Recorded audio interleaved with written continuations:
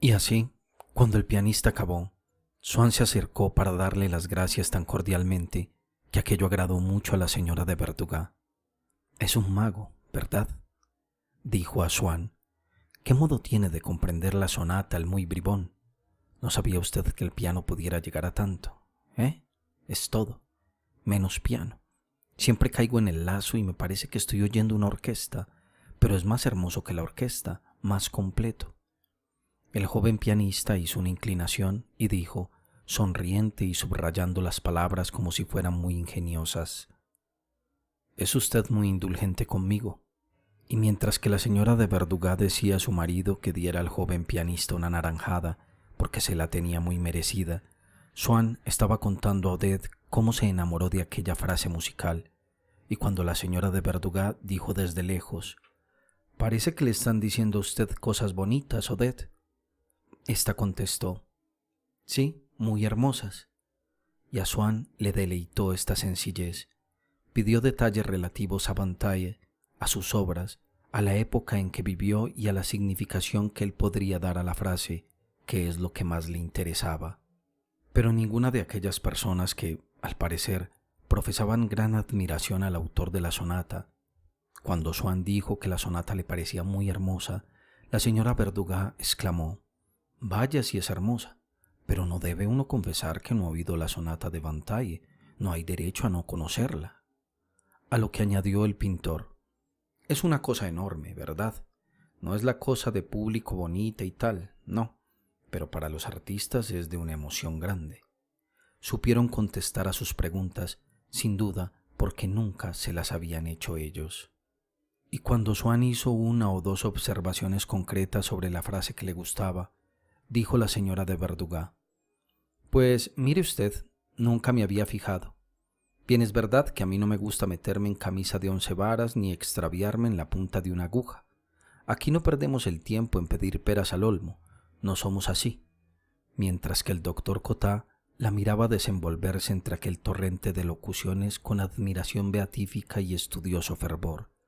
Por lo demás, él y su mujer, con ese buen sentido propio de algunas gentes del pueblo, se guardaban mucho de dar una opinión o de fingir admiración cuando se trataba de una música que para ellos, según se confesaba luego mutuamente el matrimonio al volver a casa, era tan incomprensible como la pintura del señor Beach.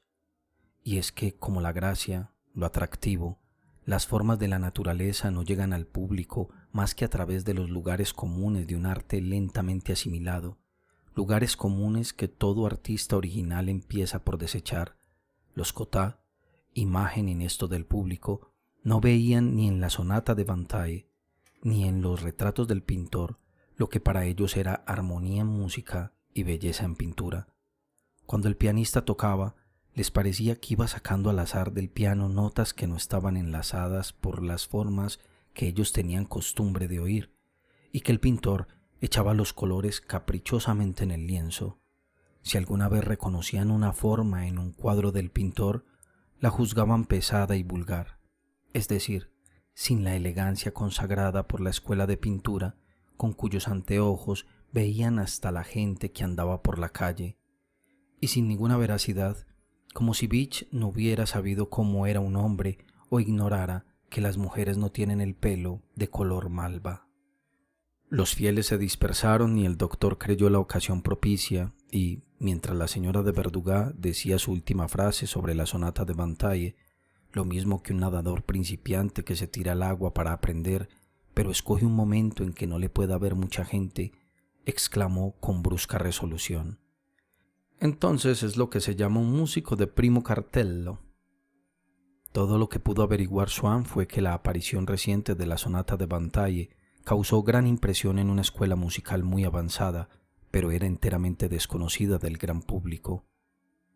«Yo conozco un Bataille», dijo Swann, acordándose del profesor de piano de las hermanas de mi abuela. «Ah, quizás sea ese el de la sonata», exclamó la señora de Verduga. «No, no», dijo Swann riéndose. «Si usted le hubiera visto, aunque solo fuera 2 minutos, no se plantearía esa cuestión». «Entonces plantear la cuestión es resolverla ya», dijo el doctor. Puede que sea pariente suyo, continuó Swann. Sería lamentable, pero al fin y al cabo, un hombre genial puede muy bien tener un primo que sea un viejo estúpido. Si así fuera, yo confieso que pasaría por cualquier tormento con tal de que el viejo estúpido me presentara al autor de la sonata, y, en primer lugar, por el tormento de tratar con el viejo, que debe de ser atroz. El pintor dijo que Bataille estaba por aquel entonces muy malo y que el doctor Potat creía que no se podía salvar. «Pero hay todavía gente que llama Potat», dijo la señora de Verdugas. «Señora», dijo Cotat con tono de afectada discreción, «tenga en cuenta que está usted hablando de un compañero mío, mejor dicho, de uno de mis maestros». Al pintor le habían dicho que Bataille estaba amenazado de locura y afirmaba que eso podía advertirse en determinados pasajes de la sonata. A Swann no le pareció disparatada la observación, pero le perturbó mucho, porque como en una obra de música pura no se dan ninguna de esas relaciones lógicas que cuando faltan en el habla de una persona indican que no está en su juicio, la locura vista en una sonata le parecía tan misteriosa como la locura de una perra o de un caballo, de las que suelen darse casos, a pesar de su extrañeza. «Vaya usted a paseo con lo de los maestros. Usted sabe 10 veces más que él», contestó la señora de Verdugas a Cotat con el tono de una persona que sabe defender lo que dice y hace frente valerosamente a los que no opinan como ella. «Por lo menos usted no mata a sus enfermos». «Pero, señora, observe usted que es académico», replicó el doctor irónicamente, «y hay enfermos que prefieren morir a manos de un príncipe de la ciencia. Es muy elegante eso de poder decir que le asiste a uno un Potat». «Ah, sí, ¿con qué es más elegante? De modo que ahora entra en las enfermedades eso de la elegancia. No lo sabía. Qué divertido es usted», exclamó de pronto, tapándose la cara con las manos. «Y yo, tonta de mí, que estaba discutiendo seriamente sin notar que me la estaba usted dando con queso». Al señor Verdugas le pareció un poco cansado echarse a reír por tan poca cosa y se limitó a echar una bocanada de humo, pensando tristemente que nunca podría rivalizar con su esposa en el terreno de la amabilidad. «¿Sabe usted que su amigo nos ha sido muy simpático?», dijo la señora de Verdugas a Odette cuando ésta se despedía. «Es muy sencillo y muy amable. Si todos los amigos que nos presente usted son así, puede traerlos cuando quiera». El señor Verdugas observó que Swann no había sabido apreciar a la tía del pianista. «Es que todavía no está en su centro», respondió su mujer. «¿Cómo quieres que la primera vez tenga ya el tono de la casa, como Cotat, que es de nuestro clan hace ya años? La primera vez no se cuenta, es para hacer dedos. Odette, hemos quedado en que mañana irá a buscarnos al Châtelet. ¿Por qué no va usted a recogerle a su casa?» «No, no quiere». «Bueno, lo que usted quiera, pero no vaya a desertar a última hora». Con gran sorpresa de la señora de Verdugas, Swann no desertó nunca. Iba a buscarlos a cualquier parte, hasta a los restaurantes de las afueras, algunas veces, aunque no muchas, porque aún no era la temporada, y, sobre todo, al teatro, que gustaba mucho a la señora de Verdugas. Un día, en casa, dijo la señora que le sería muy útil para las noches de estrenos y de funciones de gala un pase de libre circulación para el coche, y que le echaron mucho de menos el día del entierro de Gambetta. Swann, que nunca aludía a sus amistades de lustre, sino tan solo a aquellas de poco precio que le hubiera parecido poco delicado ocultar, y entre las cuales contaba, por haberse acostumbrado a juzgarlas así en los salones del barrio de Saint-Germain, sus amistades con personajes oficiales, contestó: «Yo la traeré a usted uno a tiempo para la reprise de los Deníchev, porque precisamente mañana almuerzo en el Elíseo y allí veré al prefecto de policía». «¿Cómo? ¿En el Elíseo?», gritó el doctor Cotat con voz tonante. «Sí, estoy convidado por Grévy», contestó Swann un poco azorado por el efecto que hizo su frase. Y el pintor dijo a Cotat en tono de broma: «¿Le da usted eso muy a menudo?». Generalmente, después que le habían explicado la cosa, Cotat decía: Ah, ya, está bien.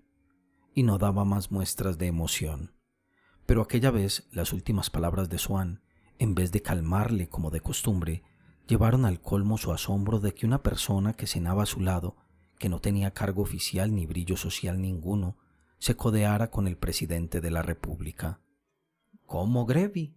¿Conoce usted a Grevy?, dijo a Swann con la cara estúpida e incrédula de un municipal cuando un desconocido se le acerca diciéndole que quiere ver al presidente de la República y que al comprender por estas palabras cuál era la clase de persona que tenía delante, como dicen los periódicos, asegura al loco que le van a recibir enseguida y le lleva a la enfermería especial de la prevención. Sí, le trato un poco. Conozco a algún amigo suyo. Y no se atrevió a decir que era el príncipe de Gales. Y además allí se invita a mucha gente. No tienen nada de divertido esos almuerzos, ¿no crea usted? Son muy sencillos y no suele haber más de 8 comensales. Respondió Swann, que quería borrar lo deslumbrante de aquella impresión que hizo en su interlocutor el que él se tratara con el presidente de la República.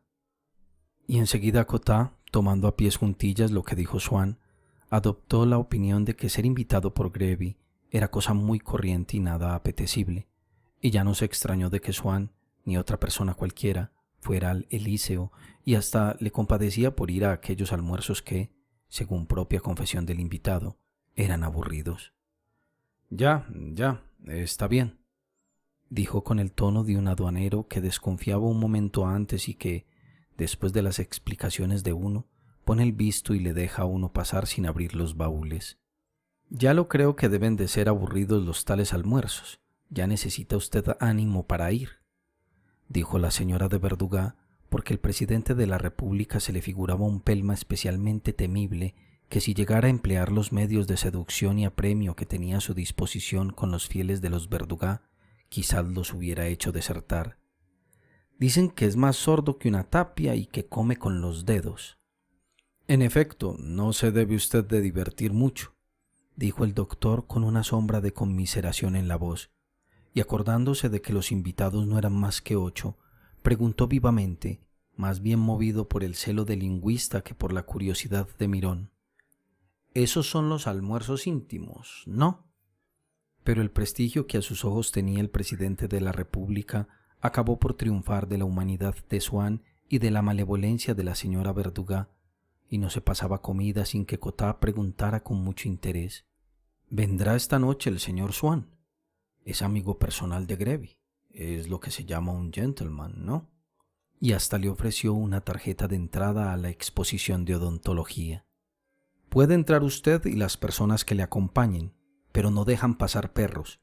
Ya comprenderá usted que se lo digo porque tengo amigos que no lo sabían y que luego se tiraban de los pelos.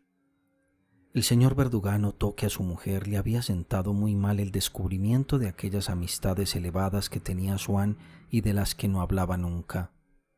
Swann se reunía con el cogollito en casa de los Verduga, a no ser que hubiera dispuesta alguna diversión fuera de casa, pero no iba más que por la noche, y casi nunca aceptaba convites para la cena, a pesar de los ruegos de Odette. Si usted quiere, podemos cenar solos, si así le gusta más, decía ella. ¿Y la señora de Verduga qué va a decir? Eso es muy sencillo. Diré que no me han preparado el traje a tiempo o que mi cab ha llegado tarde. Ya nos lo arreglaremos. Es usted muy buena. Pero Swann pensaba que, no consintiendo en verla hasta después de cenar, haría ver a Odette que existían para él otros placeres preferibles al de estar con ella, y así no se saciaría en mucho tiempo la simpatía que inspiraba a Odette. Además, prefería con mucho a la de Odette la belleza de una chiquita de oficio, fresca y rolliza como una rosa, de la que estaba por entonces enamorado y le gustaba más pasar con ella las primeras horas de la noche, porque estaba seguro de que luego vería a Odette.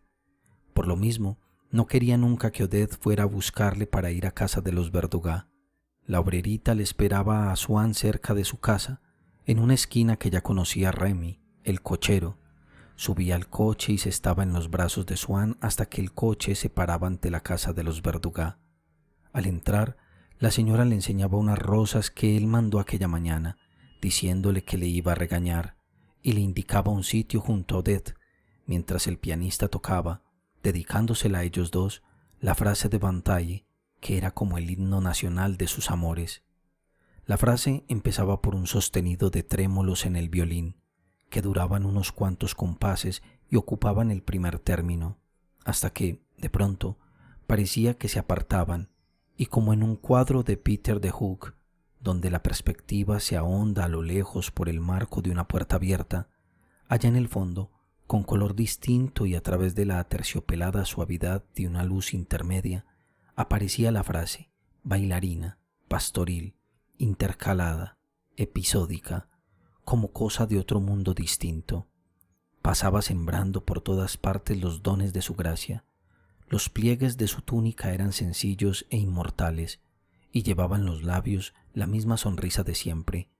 Pero en ella parecía que Swann percibía ahora un matiz de desencanto, como si la frase conociera lo vano de la felicidad cuyo camino mostraba a los hombres.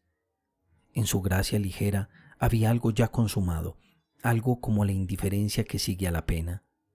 Pero poco le importaba, porque no la consideraba en sí misma, en lo que podía expresar para un músico que ignorara la existencia de Swann y de Odette cuando la creó para todos los que la habrían de oír en siglos futuros, sino como una prenda y recuerdo de su amor, que hasta al pianista y a los Verdugo les parecía pensar en Odette, al mismo tiempo que en él, y que les servía de lazo, hasta tal punto que, cediendo al capricho de Odette, renunció a su proyecto de pedir a un músico que le tocara la sonata entera y siguió sin conocer más que aquel tiempo. «¿Qué necesidad tiene usted de lo demás?», le había dicho Odette. «El trozo nuestro es ese».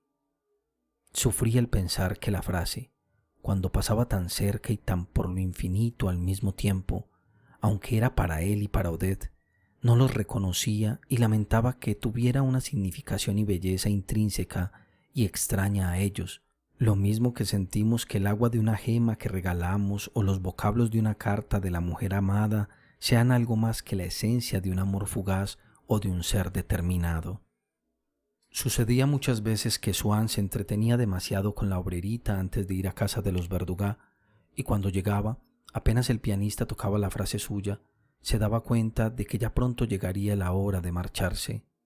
Acompañaba a Odette hasta la puerta de su hotelito de la calle de la Pérouse, detrás del Arco del Triunfo, y quizás por eso, para no pedirle todos los favores de una vez, sacrificaba el placer, para el menos necesario, de verla un poco antes y llegar cuando ella a casa de los Verdugo, al ejercicio de este derecho que ella le reconocía marcharse juntos y que Swann estimaba más porque, gracias a él, se hacía la ilusión de que ya nadie la veía ni se interponía entre ellos, de que ya nadie era obstáculo para que Odette siguiera con él, aún después de haberse separado. Así que volvían en el coche de Swann. Una noche, cuando Odette acababa de bajar y estaba diciéndole adiós, cogió precipitadamente del jardinillo que precedía a la casa uno de los últimos crisantemos del año y se lo dio a Swann, que ya se iba. Durante todo el camino, de vuelta a casa, lo tuvo apretado contra sus labios y cuando, al cabo de unos días, se marchitó la flor, la guardó cuidadosamente en su secrétaire. Pero nunca entraba en su casa. Solo 2 veces fue por la tarde a participar en aquella operación, para ella capital, de tomar el té. Lo retirado y solitario de aquellas callecitas cortas, formadas casi todas por hotelitos contiguos, cuya monotonía se rompía de pronto con una casucha siniestra, testimonio histórico y sórdida ruina de una época en que esos barrios aún tenían mala fama, la nieve que todavía quedaba en el jardín y en los árboles, el desaliño con que se presenta el invierno y la cercanía del campo, aún daban mayor misterio al calor y a las flores que al entrar en la casa le salían a uno al paso.